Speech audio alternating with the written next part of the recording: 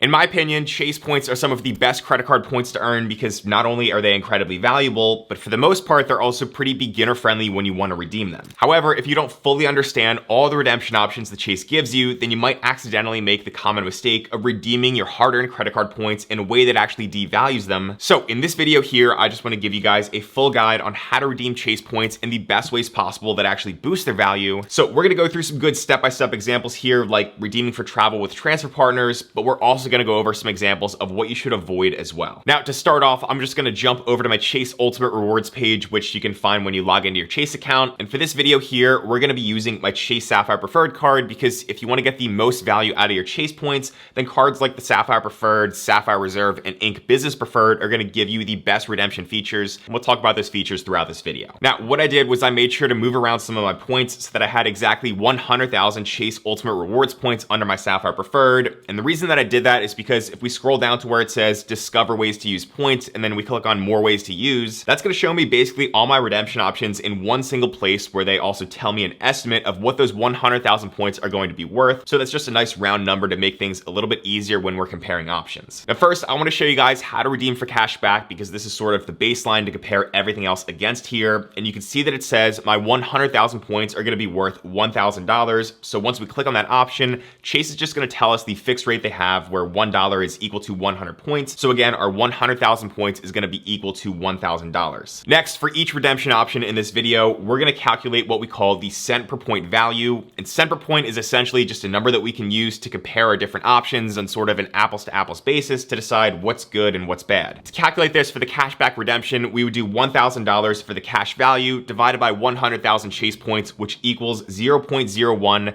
And then we can just move the decimal place over if we multiply by 100, which gives us a value of 1 cent per point. Now, anything below 1 cent per point is bad and basically devalues your points. Anything equal to 1 cent per point is okay because, like I said, that's sort of the baseline here with redeeming Chase points for cash back. And then anything above 1 cent per point is going to be good, where in general, the higher the number, the better. Although cent per point value is definitely not the only thing you should consider because typically what you'll find is that those really high cent per point values are going to be found on those long haul international business class flights, which not everyone wants to do. But still, if you're somebody that travels and you have some points saved up, then I'd still say you probably want to aim to get closer to at least 2 to 3 cents per point, which I'll show you guys how to do later on here. Now, another redemption option that Chase is going to give us here, which is also sort of considered a cash equivalent, would be redeeming for gift cards. So if we go back over to that page where they show us all our options, it says that gift cards would also make my 100,000 points worth $1,000, which values this redemption at 1 cent per point as well. Clicking on that is going to sort of bring us to this gift cards marketplace where we can see a whole bunch of choices, or we can search for a brand we like. But something interesting that you'll notice here is that many of these gift cards are giving us that 1 cent per point value, like I just said. So for example, if I go to Lululemon, then I can see that a $100 gift card is going to cost 10,000 points, and $100 divided by 10,000 points again is equal to 1 cent per point. But if we look at some other brands like Topgolf, for example, for a $100 gift card, it's only going to cost 9,000 points instead of 10,000. So $100 divided by 9,000 points equals 1.11 cents per point. That's because certain brands are going to run promotions from time to time where basically you're buying gift cards at a points discount. Now, what that means is that if you prefer to redeem your Chase points for cash back, then if there's a promotion going on for a brand that you are planning to shop with anyway, this gift card option here could sometimes be a slightly better deal than actual cash back. But again, for both cash back and gift cards, those are not going to be quite as good as redeeming your Chase points for travel if you have either the Sapphire Preferred, Sapphire Reserve, or Ink Business Preferred. Also, to kind of go along with redeeming for gift cards, Chase has partnered with Apple for a shopping and Apple redemption option where you could also get $1,000 of value from my 100,000 Chase points at that value of 1 cent per point. So for example, if I wanted to buy this Apple Watch here through the Chase website, then I could pay $429, or I could redeem 42,900 points. Now, occasionally you're going to see Chase run special promotions where you can redeem your points for Apple products at values between 1.1 and 1.5 cents per point, depending on what Chase card you have. So for example, a few years ago, I actually got a new Apple Watch that normally would have cost $429 or 42,900 points like I just showed you. But because there was a promotion going on, my Sapphire Preferred card allowed me to redeem only 34,320 points. And if we divide that dollar amount by the discounted points amount, that equals 1.25 cents per point, which is actually decent value that was unlocked because of my Sapphire Preferred. Now, okay, for this next option here, I would stay away from this entirely because in my opinion, it is the worst way to redeem Chase points. And I would even go as far as to say this is sort of a secret trap that I really do not want to see you guys fall for. So that is going to be the option to pay with points, which we can see fee, Chase actually tells us is only going to give us $800 in value for our 100,000 points, or in other words, that's only 0.8 cents per point in value when we go to pay with points when checking out with PayPal or on Amazon.com. Now, I like to show this example here when I'm explaining this. So if I wanted to buy the subscribe t-shirt on Amazon, to remind you guys to go ahead and subscribe down below, that normally would cost me $17.99.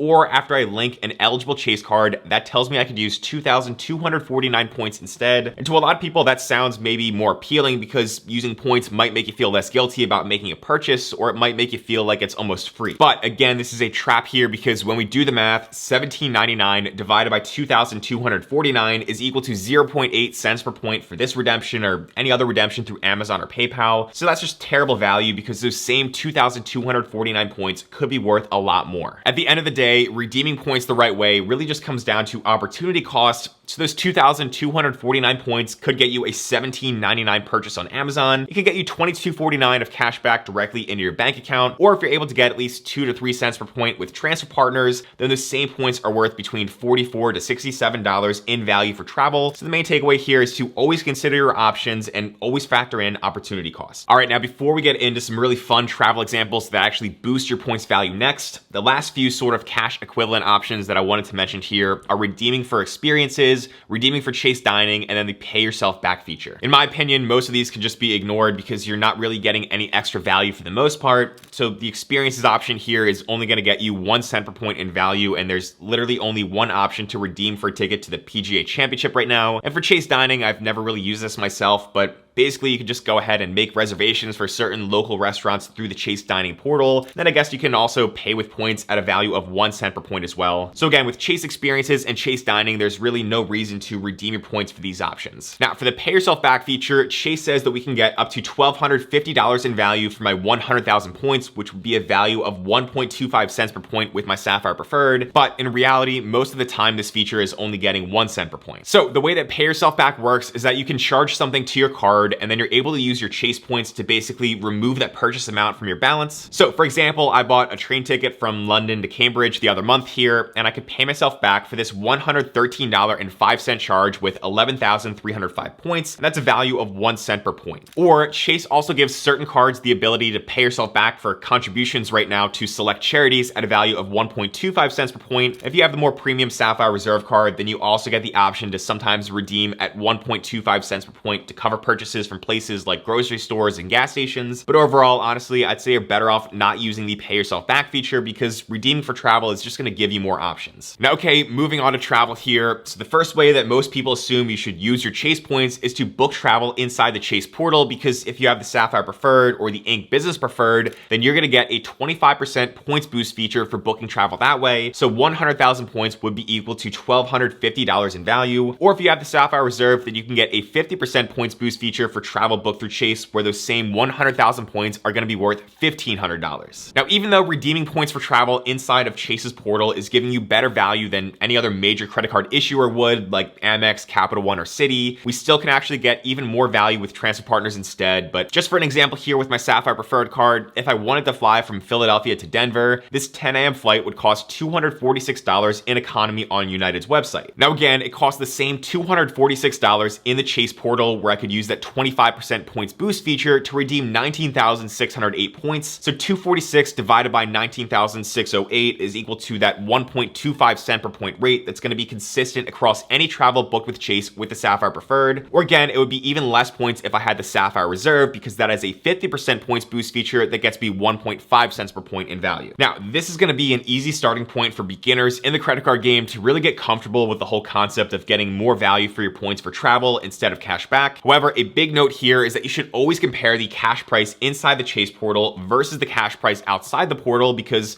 for example, if Chase was charging more for that United flight, then I'm not truly getting 1.25 cents per point. So just always compare prices and always be aware of that. But for the best way to redeem Chase points that beats all these other points boost features, that of course is going to be transferring your points. So as we get into a few examples here of how to transfer points for flights and hotel stays, Just remember to keep these 5 tips in mind. First, like I've been saying, transferring points is going to give you more value on average compared to redeeming inside the Chase portal because, again, we're getting 1.25 cents per point with the Sapphire Preferred and the Ink Business Preferred, or we're getting 1.5 cents per point with the Sapphire Reserve. But then with the transfer partners that those 3 cards have, we're usually aiming to get somewhere in the range of around 2 to 3 cents per point, or even potentially more. Tip number 2 is do not transfer until you find award availability, and that's because once you transfer your points outside of your Chase account, you cannot go ahead and transfer them back. So you want to search for availability first, confirm that availability, and then transfer points. Third, make sure you take advantage of transfer bonuses whenever you can, because throughout the year, Chase is going to run these different promotion periods where maybe you can get a 20% or a 30% bonus when transferring points out to certain partner programs. So basically, instead of transferring 10,000 Chase points into 10,000 Flying Blue miles with Air France and KLM, you might be able to transfer 10,000 Chase points and then get 12,500 Flying Blue miles with a 25% transfer bonus. And this can be really key for stretching out the value of your points even further. Tip number 4 is to spend your points and don't save forever. So I always like to remind people of this, but make sure you're actually redeeming your points for travel in the near future instead of just saving for a trip many years down the road, because first of all, nothing in life is guaranteed. And second of all, credit card companies and airline and hotel programs are always devaluing points, adjusting award charts, and changing the rules. So just save your points in the short term, but then make sure you're actually using them. And then tip number 5 is that value is subjective, which just means that everyone is gonna prefer different ways to redeem their points. So maybe you wanna use your points for hotel stays, maybe you wanna save by flying economy, or maybe you wanna try out traveling in business class. The important thing here is to redeem for what gives you value personally, as long as you're not accidentally devaluing your points with a bad redemption. Now, okay, for our first example here of redeeming Chase points with transfer partners, let's start off with hotels by going to the Bahamas to stay at the Grand Hyatt Baha Mar. And the cool thing about Chase points is they're one of the few points currencies that transfers directly to Hyatt, and that's gonna be great because Hyatt stays are one of the easiest ways to get very good, consistent value in the points and miles game. Now, first, we wanna search for award availability on Hyatt's website to see what dates are gonna be available to book with points. There's a few tools out there for doing this, but honestly, for me, the simplest thing that I like to do is just type in the hotel in the search bar and then select dates, and then just check the box that says use points before you click on find hotels. If you see results here like we can see right now, then it's going to be available with points on those dates, but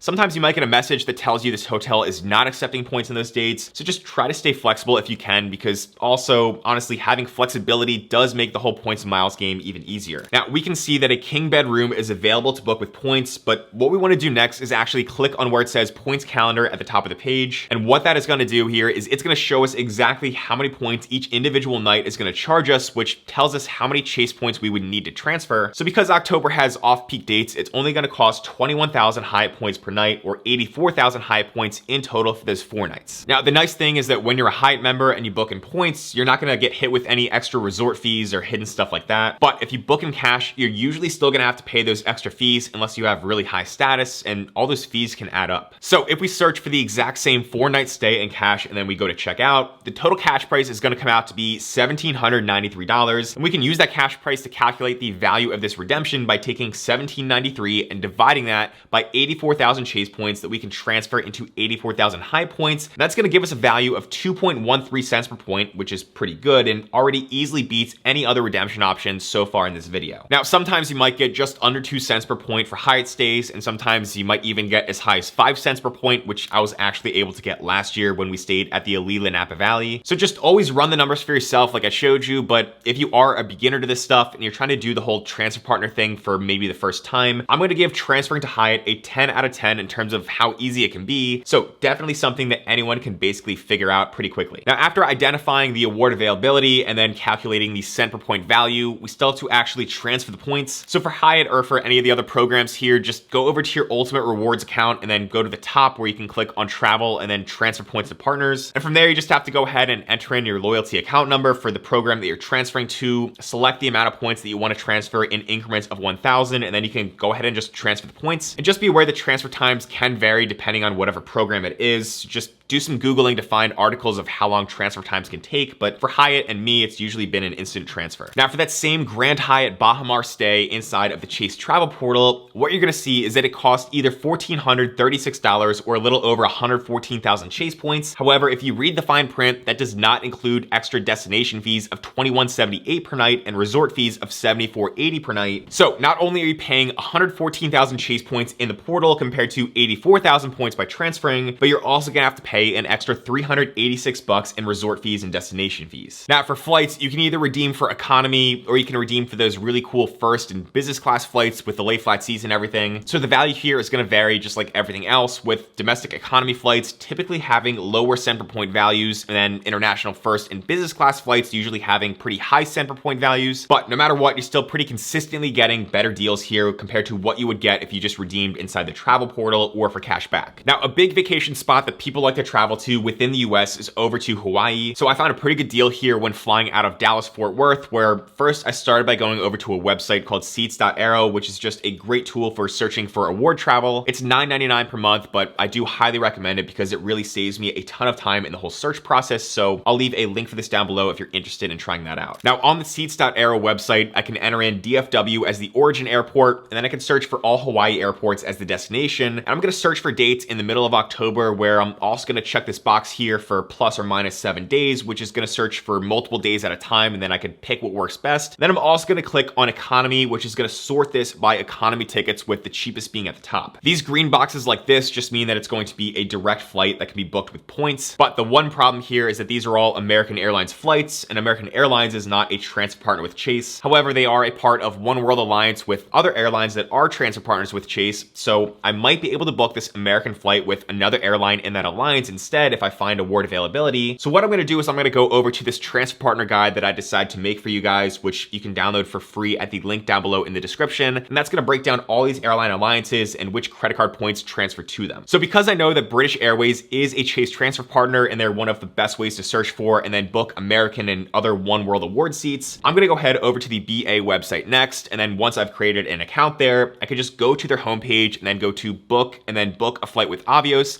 and that's going to bring up their search tool here where I'll just enter in the same flight that I saw over on seats.aero for Dallas to Maui, and then I'll click on get flights. Now this is going to show me that there's plenty of award seats for this direct flight, so if I click on that, it's going to tell me the points price is $20,750 Avios plus $5.60 in fees, and if we compare that to the cash price for this flight over on the American Airlines website, this ticket would be $417. So to find the cent per point value while taking into account the small fees on the award ticket, we would do $417 minus the $560 in fees through British Airways, and then divide that by 20,750 points, and that equals 1.98 cents per point in value for this redemption. The reason we want to do the cash price minus the fees from the points booking is just because we're going to have to at least pay some cash no matter what here with either option. So the difference between those numbers is going to be the amount of cash that we're actually saving here between the options we have. So we want that to be in the top part of our equation. Now last year, Chase actually ran a 30% transfer bonus over to British Airways. So if you managed to take advantage of that, then you would only have to transfer 16,000 Chase points to get at least the same 20,750 Avios to book this. So with that transfer bonus, your cent per point value would go up to 2.57 cents per point, which is just a quick example of why it's always good to take advantage of transfer bonuses while you can. For business class flights, one of the best ways to use Chase points to get over to Europe is going to be from New York JFK over to Paris with the Flying Blue program used by Air France and KLM, who's also a Chase partner. So over on seats.aero, I'm going to leave the dates exactly the same and type in JFK to CDG. Then I'll click on search. Then I can click on business to sort by the cheapest green boxes for direct business class flights over to Paris on Air France. I like this one right here, and sometimes you can click on that little info icon to the right and that'll take you directly to the search page, but I'm actually gonna go search for this over on the Air France website for myself to show you how to do that. So after I've logged into my account, I can click on the tab for book with miles and then select one way from New York JFK to Paris Charles de Gaulle. And I'm gonna leave the departure date blank, but then I'm gonna choose business class and then click on search flights. Now by leaving that departure date blank, I'm gonna see this whole calendar view here, which makes things a little bit easier because we can now see all the prices in different months and on different days. So if we go over to October, we can see that 55,000 miles price that we saw on seats.aero, but I'm also seeing some days for 50,000 miles. So I'm actually gonna go ahead and click on one of those. Here we can see plenty of departure times for 50,000 miles, which we can transfer over from 50,000 Chase points plus $204 in taxes and fees. And this is gonna be a pretty great deal here because if I go ahead and run the same search for the cash price of these flights, right now they're currently going for $1,988. So if we take $1,988 minus the $204 in fees from the award ticket for the cash that we'd save, and then divide that all by 50,000 miles, that's gonna be 3.57 cents per point, which is awesome. But that cent per point number can also fluctuate up and down as the cash price changes over time. So just keep that in mind. Like I talked about before as well, if there's ever any transfer bonuses going on between Chase and Air France Flying Blue, then sometimes you can get even better deals like last year when there was a 25% transfer bonus. So with that, you would only have to transfer 40,000 chase points to get the same 50,000 flying blue miles to book that business class flight. So again, try to take advantage of transfer bonuses when you can see them, because that really does stretch out the value of your hard-earned points even further. Now, over in the Chase Travel Portal, if we wanted to book the same Air France business class flight, then we would have to redeem around 159,000 chase points compared to just transferring 50,000 points over to Air France. So that is going to be a massive difference that I wanted to highlight here, because you'd have to redeem over 3 times more points inside the Chase portal. So like I said, typically transferring points is going to be the way to go if you want to get max value and use the fewest number of points possible to book something. Now, I think that learning with examples is going to be the best way to get really good at the whole points and miles game. So if you want to see even more examples of redeeming chase points for business class flights, then go ahead and check out this video over here on the screen next. Or if you just want to learn how to book economy flights with your points and miles, then you can also check out this video. But as always, thank you guys so much for watching, and I'll see you in the next one.